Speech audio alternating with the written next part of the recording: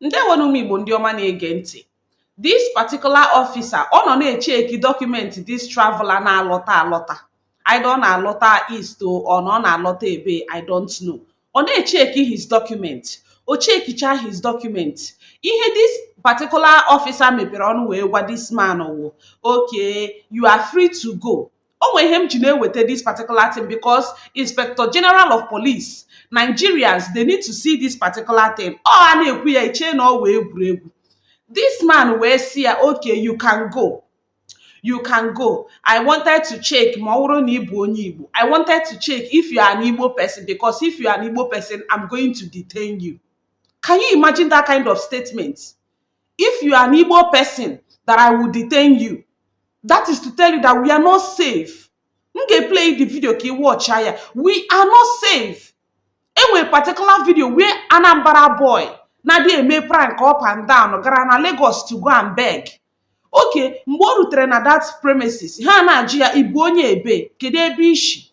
Ya sị ha na ọ bụ onye Anambra State. Ya sị ha sị ya, go to Anambra people. Go to Anambra people. We don't help ndị Igbo. Did you see? We are not wanted in Nigeria. We are not wanted. Amam kan ga-esi ekwu ya. We are not wanted in Nigeria. And there is nothing any Nigerian can tell me that will make me to believe that we are wanted in Nigeria. There is nothing. We are not wanted in Nigeria. That is why so many of us are in prison. Main road. This is a very serious matter. This is a very serious matter. The Igbophobia in Nigeria is out of hand. The Igbophobia in Nigeria is out of hand. Let these people let us go. Let them allow us to leave Nigeria. Because if you are watching so many of these videos, it shatters people's hearts. A traveler is coming back and a police officer with a police uniform that is standing on the road checking people's papers. He opened his mouth and told this boy that he is free to go, that he wanted to check if he's an Igbo person because he would have detained him. Please, Tinubu, I'm begging you in the name of whatever you serve, allow Biafrans to go, allow Ndi Igbo to go. This is not the first, it did not start today, it has never started today. And it will never stop, it will continue. These people don't want us and we don't want them. That is the truth. For a long time, we have been wanting them. But all we keep getting in return is rejection. And now we have decided that we don't want them anymore. We don't want them anymore. Everybody should stay on their own. Tinubu, allow Igbos to go. The Igbophobia in Nigeria is out of hand. The Igbophobia in Nigeria is nothing to write home about. Allow Ndi Igbo to go. This man opened his mouth and said, hey, because you are not Igbo, you are free to go. Assuming you are Igbo, we will detain you. So many of our people are in Wawa barracks. So many of our people are running away in Enugu State because of Nigerian military, because of Nigerian individual. Anywhere they see Igbo people, this is not a joke. Anywhere they see Igbo person, that person is in problem. It's now making so many of us to deny their identity. So many Igbo Harute a particular junction, they will deny their identity because of what? Igbophobia. Because of Igbophobia. And this should not be allowed to continue. Let's watch the video. Are you okay? Okay.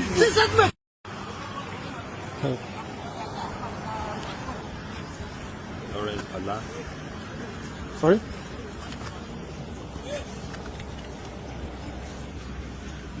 Came from America. Came from UK. I'm the owner, yes. Yes.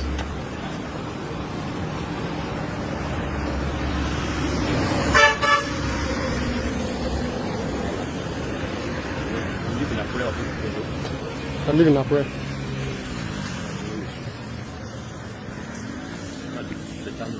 Okay.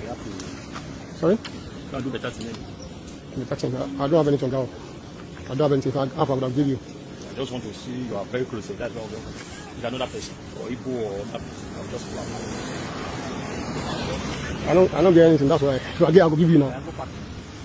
Can I have my driving license here? What can I do now? Go and park. See that? What can I do? I just park. You know, tell me what can I do now, guy? No, check my driving license, check my documents. It's make I do that. It's make I do that thing now. Yes, sir. You are with my driving license now. Go and park here. You will be Where? for invoice of all those items. The way be of the invoice. Yeah, even if I park. Huh? No, don't worry, don't worry. Okay. The way be of What the. you say she not do? Are you telling him to? It's your officer like you. That's why I said you should not worry. That I will talk to you. No, let him talk now. All right. So the way bill, Everybody can talk. the way bill is not there. I have the custom paper there. Those load came with the car. That's why I requested for the custom so that I can see maybe all those items was itemized and examined. But is it? So is it supposed to be list one after the other, all those custom papers? Yes. the items, Really? What are? I do check custom paper now. Okay. So if Do your all job those properly. Do your job properly. You have my driving license here. I'm recording you. To let you know, I'm recording you right now. So can I have my driving license? Check your paper and then let's go.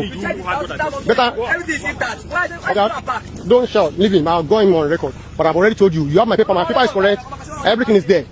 You are with my driving license. I haven't committed any offense. I know. Okay.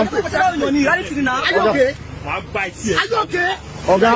Wait, Okay. I haven't got to that level. Let you He hasn't got to that level. This is a police officer. It's not like he's an ordinary citizen. This is a police officer with police uniform on a federal road telling the person that if you are an Igbo person, I would have detained you. So many of our people, Ndi Igbo, Kanyasa, Ekurumia yesterday, and I'm saying it without wasting of time. Nnekukwa again.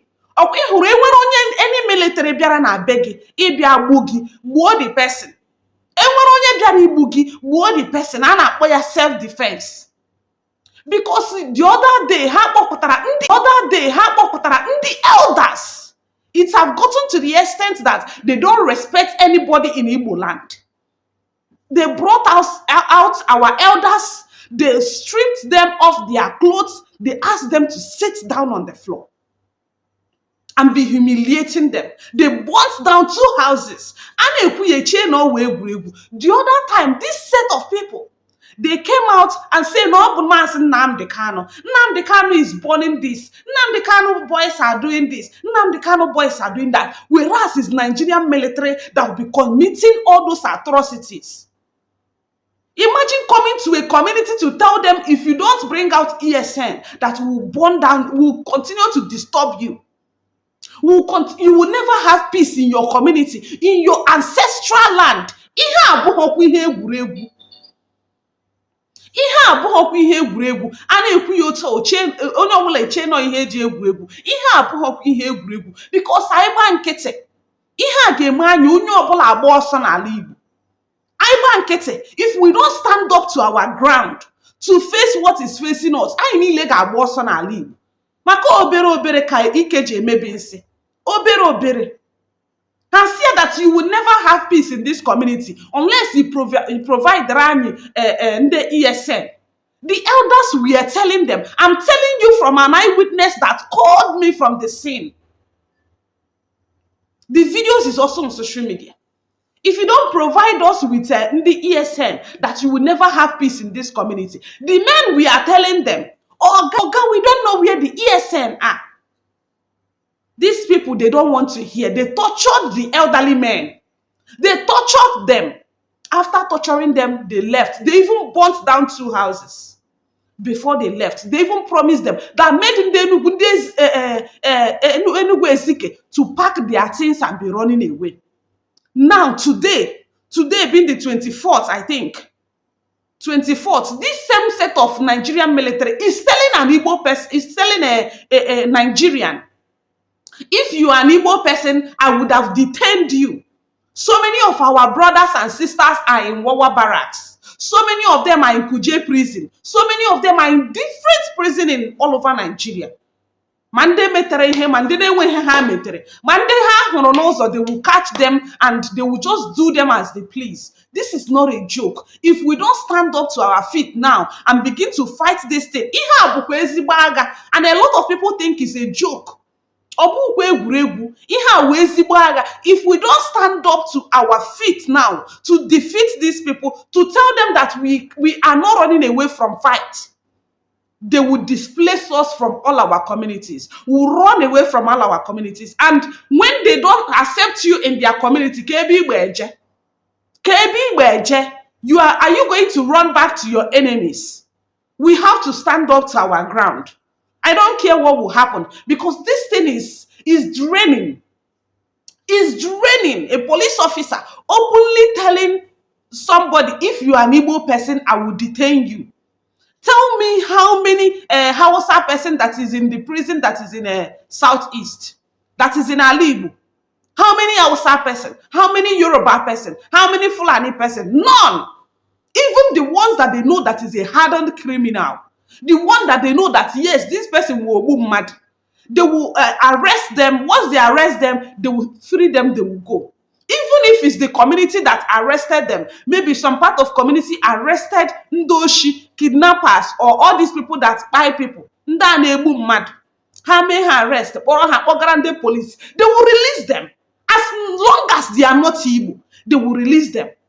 I'm telling you what is happening in this our East. They will release them. But once they see Igbo person on a lonely road, they will capture you. I'm not telling you what I don't know.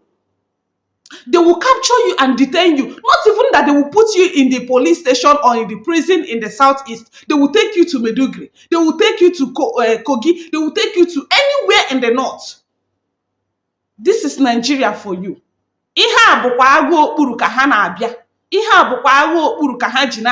But a lot of people now are this is silent.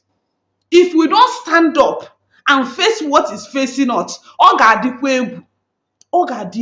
Nde wono mi bondi omani egenti. I still remain your number one at Igbo. Afro me ha ona abakasi manya. Thank you so much. Do well to share.